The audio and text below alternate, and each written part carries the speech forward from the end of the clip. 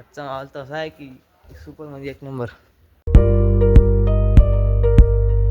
22 नोव्हेंबरचा विषय आहे. मी चाललो आईबापाला घेऊन अटाळीले आणि ताबडतोब अटाळी पोचलो नारबा. आणि अटी कोणत्या मार्गचं मंदिर आहे कमेंट करून सांगा. अटाळीले याचं कारण हा दवाखाना आहे. डॉक्टर अक्षय पाटील हा दवाखाना स्पेशल दातासाठी बनलेला आहे. म्हणूनच बाबाला दवाखान्यात आणलं होतं आणि ताबडतोब नंबर लागला आणि ट्रीटमेंट बी चालू झाली. आणि तटीच भेटला मला माझा मित्र हरीश भोसले. हा तुलंग्याचा आहे का बरे, पण अटी कामाला असते धाब्यावर. आणि मी ज्या मंदिराचा विषय करू आलतो तो विषय म्हणजे हे आपल्या भोजने महाराजांचं मंदिर. मी तर एका बरे पहिल्यांदा आलतो अटी. अटलला माहोल म्हणजे मनाला प्रसन्न करणारा माहोल आहे का बरे. आता इकडे आलोच तर मंदिराच्या अंदरचा माहोल पाहून घ्या.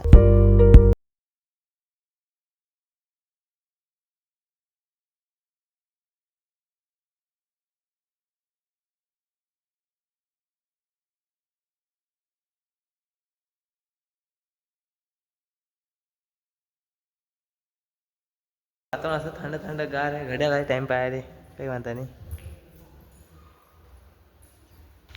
आई बाबा सांग आलो.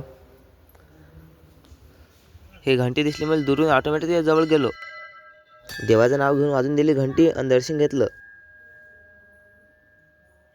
बाहेरून पुऱ्या मंदिराचं दृश्य काय अशा प्रकारे होतं. चॅनलला सबस्क्राईब कमेंट आणि लाईक करून टाक जा. आता अटाळीतले सगळं काम झालते. मग निघलो आम्ही घराकडे. आणि गाडीवर हे केसबा कसे उडतात भांगे मुडते याचं दुःख फक्त पोरालाच माहित असते. तरी पण हलकीशी स्माईल देऊन त्या गोष्टीला माणूस टाळते. तेवढ्यात सरळ गाडी अटाळीच्या बाहेर टाकली.